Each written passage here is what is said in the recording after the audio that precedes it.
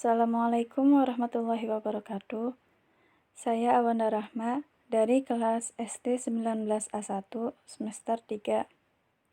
Di sini saya akan menjelaskan sedikit tentang konsep dasar perencanaan pembelajaran. Pembahasan kali ini mengenai konsep dasar perencanaan pembelajaran, fungsi perencanaan pembelajaran, ruang lingkup perencanaan pembelajaran, dan manfaat perencanaan pembelajaran. Yang pertama, konsep dasar perencanaan pembelajaran. Apa itu perencanaan pembelajaran? Menurut Branch, Ritchie, dan Smith-Ragan. Perencanaan pembelajaran menurut para ahli. Yang pertama, menurut Branch, perencanaan pembelajaran adalah suatu sistem yang berisi prosedur untuk mengembangkan pendidikan dengan cara yang konsisten dan reliabel. Yang kedua, menurut Ritchie, perencanaan pembelajaran adalah ilmu yang merancang detail secara spesifik untuk pengembangan, evaluasi, dan pemeliharaan situasi dengan fasilitas pengetahuan di antara satuan besar dan kecil persoalan pokok. Yang ketiga, menurut Smith dan Ragan, rencana pembelajaran adalah proses sistematis dalam mengartikan prinsip belajar dan pembelajaran ke dalam rancangan untuk bahan dan aktivitas pembelajaran, sumber informasi, dan evaluasi. Dari pengertian tersebut, perencanaan pembelajaran memiliki karakteristik. Yang pertama, perencanaan pembelajaran merupakan hasil dari proses berpikir. Yang kedua, perencanaan pembelajaran disusun untuk mengubah perilaku siswa. Yang ketiga, perencanaan pembelajaran berisi tentang rangkaian kegiatan yang harus dilaksanakan. Selanjutnya, fungsi perencanaan pembelajaran.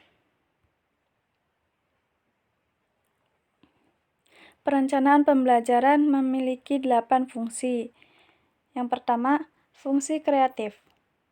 Pembelajaran dengan menggunakan perencanaan yang matang akan dapat memberikan umpan balik yang dapat menggambarkan berbagai kelemahan yang ada sehingga akan dapat meningkatkan dan memperbaiki program.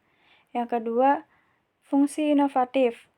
Suatu inovasi pasti akan muncul jika direncanakan, karena adanya kelemahan dan kesenjangan antara harapan dan kenyataan. Yang ketiga, fungsi selektif.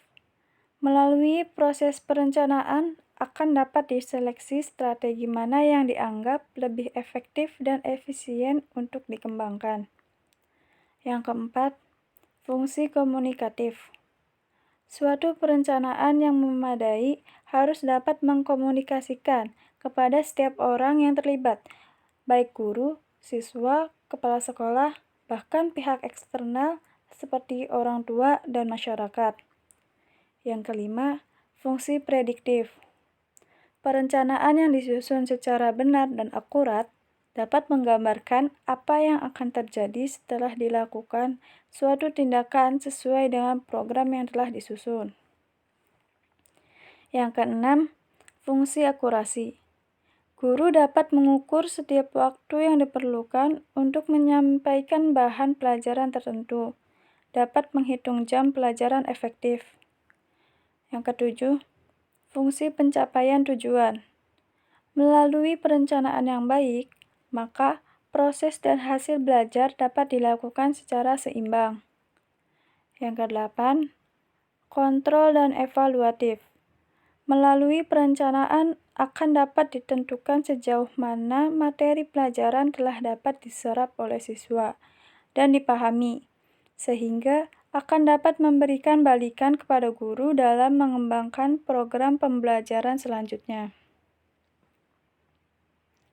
Selanjutnya, ruang lingkup perencanaan pembelajaran. Secara sistematik, perencanaan pembelajaran mencakup kegiatan, Merumuskan tujuan pembelajaran, merumuskan isi atau materi pembelajaran yang harus dipelajari, merumuskan metode pembelajaran, merumuskan langkah-langkah interaksi pembelajaran, merumuskan sumber belajar atau media pembelajaran yang digunakan, merumuskan evaluasi pembelajaran. Selanjutnya, manfaat perencanaan pembelajaran.